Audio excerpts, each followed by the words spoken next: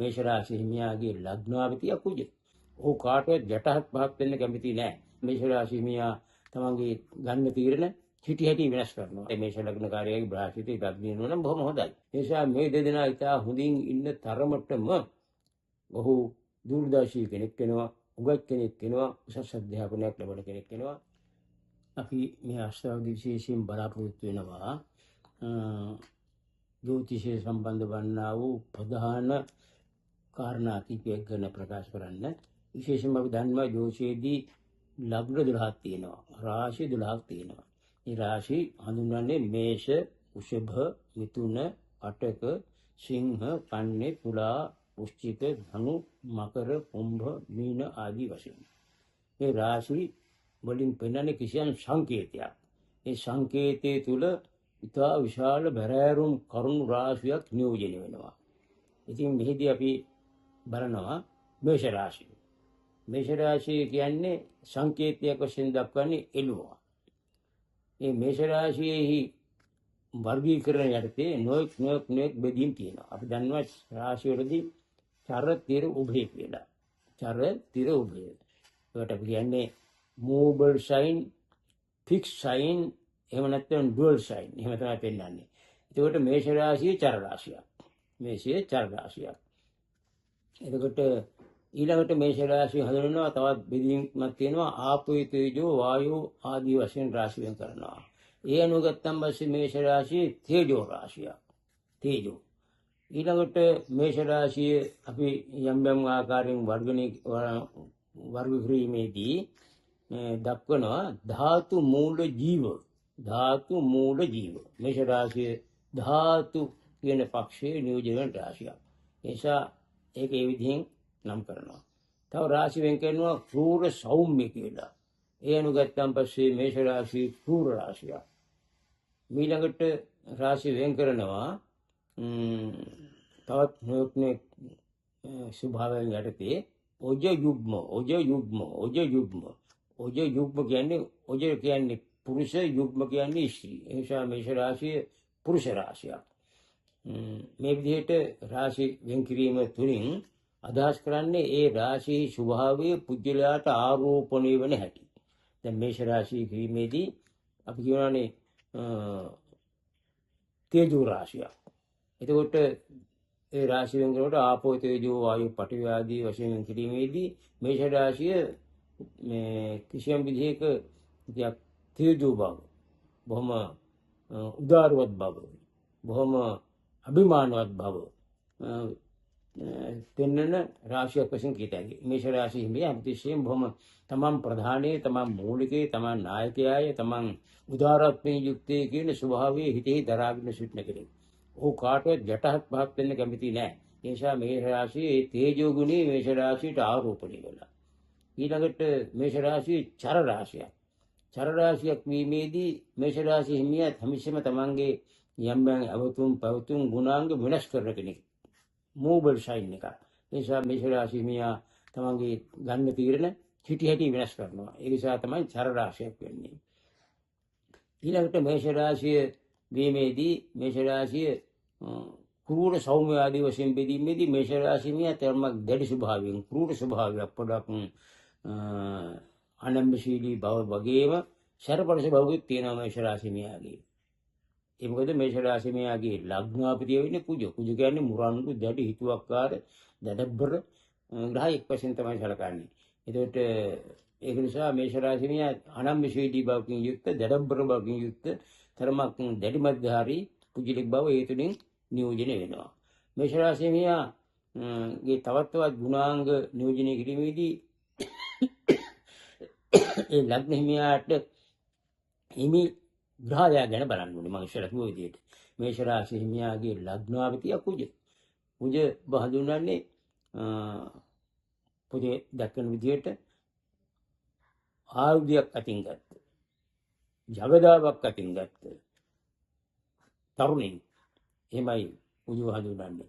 ඔහු අනම්‍යශීලී බවක් තියෙන, එඩිතර බවක් තියෙන, සටන්කාමී බවක් තියෙන, නිර්භීත බවක් තියෙන, ශරපරස බවක් තියෙන කෙනෙක්. ඒ නිසා මේෂ රාශියේ හිමියාගේ ප්‍රධාන ග්‍රහය වන කුජට සාපේක්ෂව මේෂ රාශිය පිළිබඳව කිසියම් විදිහක අවබෝධයක්, කිසියම් විදිහක තක්සේරු කිරීමක් කළ යුතුයි. මේෂ රාශි හිමියෙක් කවදාකවත් බොහෝම ඔළුව පාත් කරන ඒකම බොහෝම නම්‍යශීලී ආකාරයෙන් ක්‍රියා කරන්නේ නැහැ. මොකද හේතුව ලග්නාවතිය කුජ නිසා.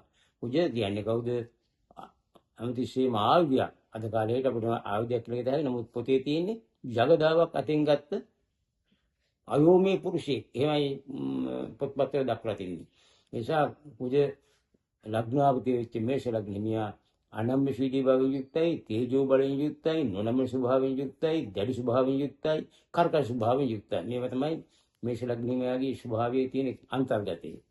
ඊළඟට මේ ලග්න බෙදීමේදී ඒ ලග්න වලට අදාළ යම් යම් ග්‍රහයෝ පෙනෙනවා, සුභ ග්‍රහයෝ අසුභ ග්‍රහයෝ වශයෙන්. මේෂ වෘෂභ ආදී වශයෙන් ගත්තම පස්සේ මේෂ ලග්නෙහි ලග්නාධිපතියා කවුද? කුජ. ඊළඟට මේෂ ලග්නෙහි යෝගකාරකයා වඩාම හොඳ ග්‍රහයා වශයෙන් සැලකන්නේ කවුද? බ්‍රහස්පති. මොකද මේෂ ලග්නයේට අදාළව ගත්තම පස්සේ ඒ අනුක්‍රමයෙන් ගණගෙන යාමේදී මේෂ වෘෂභ මිථුන කටක සිංහ ආදී වශයෙන් ගණගෙන යාමේදී නම වෙන්න බවට පත්වන්නේ ධනුව. ධනුවට අධිපතිය වෙච්ච බ්‍රහස්පති තමයි මේෂ ලග්නයට අධිපති. මේෂ ලග්නයට අදාළ ඊටාත්ම හොඳම හොඳ ග්‍රහයා. පරාශරය දක්වන්නේ මේෂ ලග්නය අනුව යෝගකාරකයා බ්‍රහස්පති.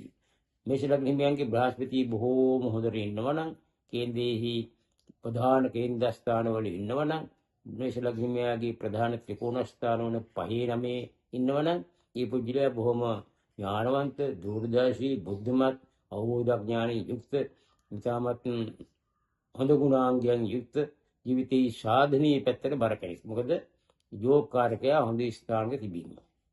ඒසායක හරි හොඳයි. මේෂ ලග්න කාර්යයේ බ්‍රහස්පති ලග්නියන නම් බොහොම හොඳයි.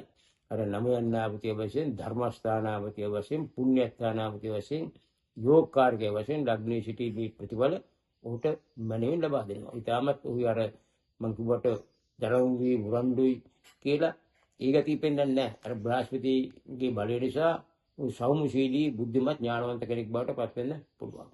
මේෂ ලග්න හිමියාගේ තද බල අසුභම ග්‍රහයා තමයි බුධ.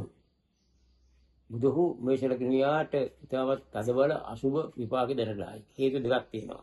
එකක් තමයි මේෂ ලග්න හිමියාගේ ලග්නාපතිය වන කුජගේ පරමහතයා බුධ. බුධ සදා වෛරා. කුජට බුධ විරුද්ධයි, බුධට කුජ විරුද්ධයි. ඒ නිසා මේෂ ලග්න හිමියාගේ අසුභ ග්‍රහය බුධ. ඒකම මේෂ ලග්න හිමියාගේ කුජ සූරයි, බුධ සෞම්‍යයි. ඒක නිසා එතන පරස්පරතාවයක් තියෙනවා. මේෂ ලග්න හිමියාගේ කිසියම් විදියකින් බුධ ඉන්නවා නම් කේන්ද්‍රීය ලග්නේ මම හොඳයි කියලා කියන්නේ නැහැ. පොදු වශයෙන් කියන්නේ බුධ හු ලග්නයට සුභයි කියලා. නමුත් මේෂ ලග්න හිමියාට බුධ ලග්නේ සුභ නැහැ. මොකද මේෂ ලග්න හිමියාගේ ලග්නාවතියාගේ ගුණාංග වලට සම්පූර්ණයෙන්ම එරෙහි වෙන ගුණාංග තමයි බුදුගේ තියෙන්නේ. ඒ නිසා 6 වැන්නාපතිය වශයෙන් මේෂ ලග්න හිමියාගේ බුධ 8න් 8 අධිපතිය වශයෙන් අසුභ භාවාධිපතියෙක් වශයෙන් ලෙඩ දුක්, අසනීප, ආබාධ, පීඩාවන් ගෙන දෙන බොහොම නිසංසල මානසිකත්වයක් ඇති නොකරන පිළිටීමක්. ඒ නිසා බුදු අසුභ ග්‍රහයි.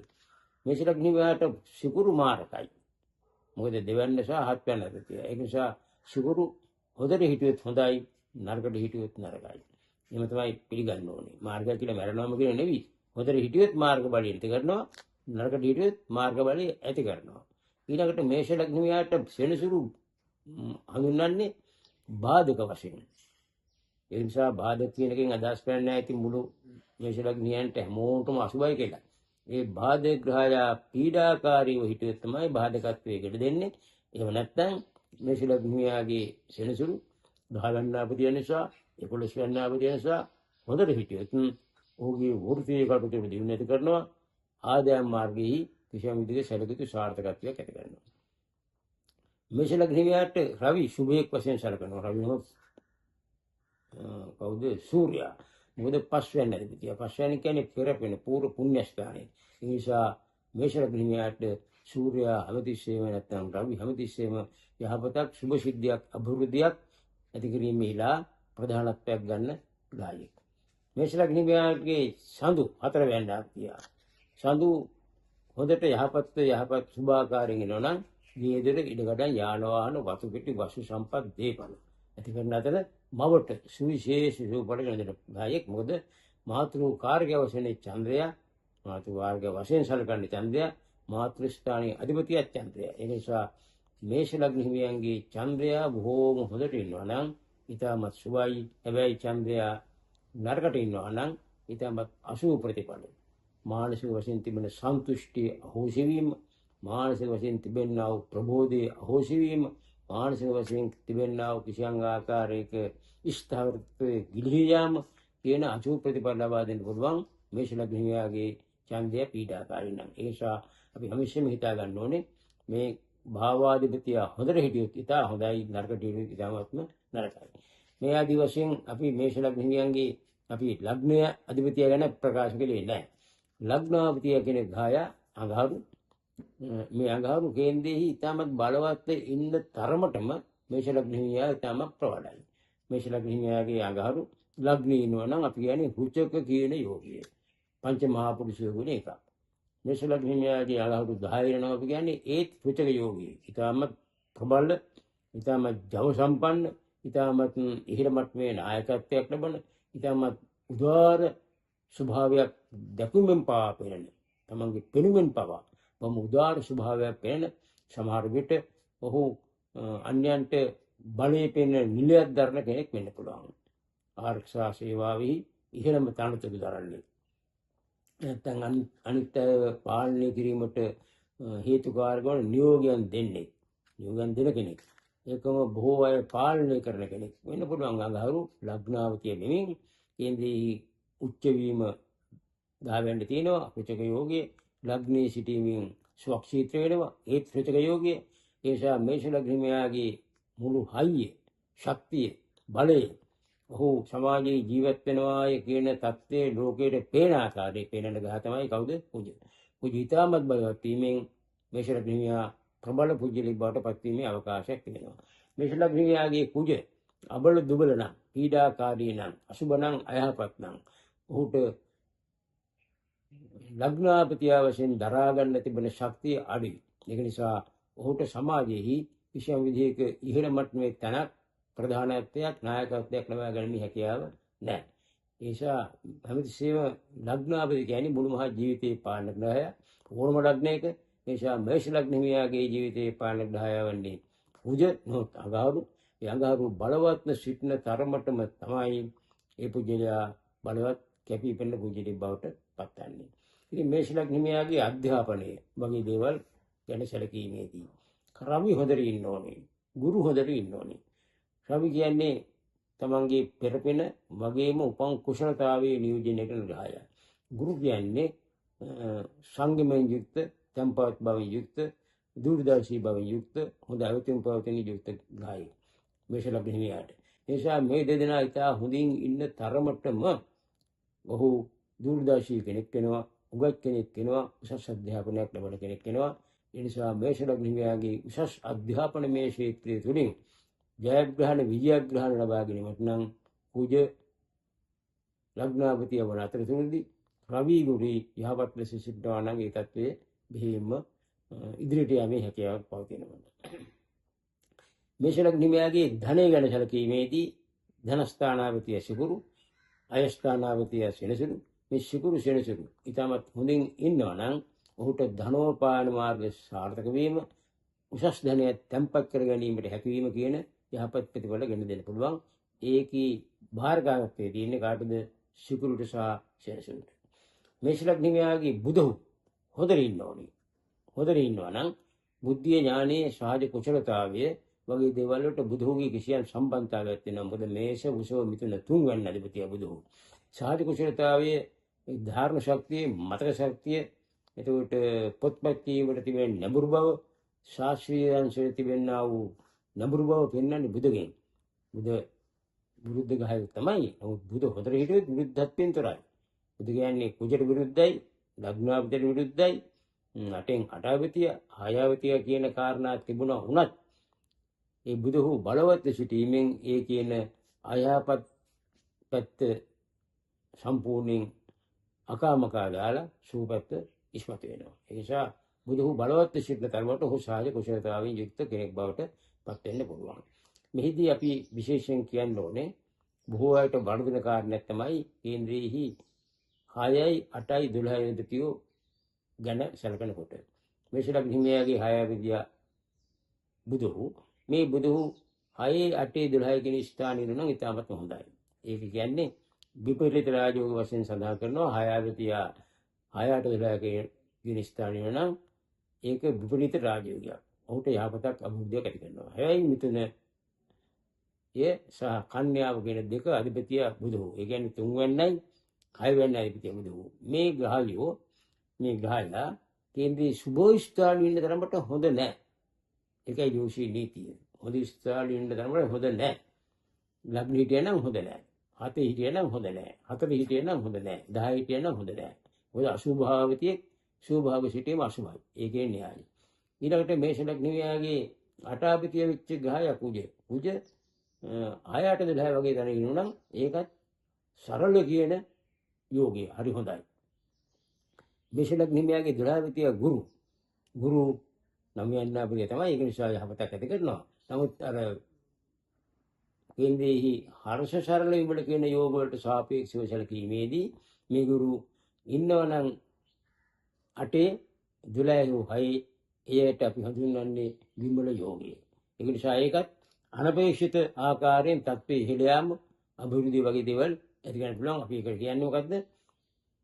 විපරීත රාජ්‍යයක් වශයෙන් කියන්නේ විපරීත බලයක්. ඒ නිසා මේෂ ලග්නයාගේ බුදුහු පුජ ගුරු කියන ග්‍රහයෝ හර්ෂ සරල විමල කියන යෝග තුන උදා කිරීම වේලා ප්‍රමුඛ වන අතර මේ ග්‍රහයන් තුදෙනා මේ ස්ථාන තුනෙහි සිටිනවා නම් ඒ රාශි මාරුවමක් නැහැ. ඒක හර්ෂ සරල විමල කියන යෝග තුනම එකට එක්වීමක් නිසා විපරීත රාජ්‍යයක් ඇති කරනවා. පුජ්‍යලයා බලාපොරොත්තු නොවූ ආකාරයේ ඉහළ මට්ටමකට පත්වීමේ වාසනාවක් ඇති කරනවා. මේෂ ලග්නියන්ගේ හිර රෝග සම්බන්ධයෙන් සැලකීමේදී ප්‍රවේශම් වෙන්න ඕනේ විශේෂයෙන්ම මුත්‍රා සම්බන්ධ ආබාධ. ඒකම වකුගඩු සම්බන්ධ ආබාධ.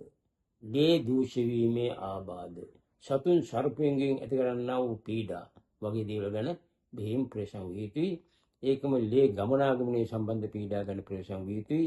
සෞඛ්‍ය තත්ත්වය ගැන සැලකීමේදී ප්‍රධාන වශයෙන් අපි අවධානය යොමු කළ යුත්තේ මේ කියන දේවල්.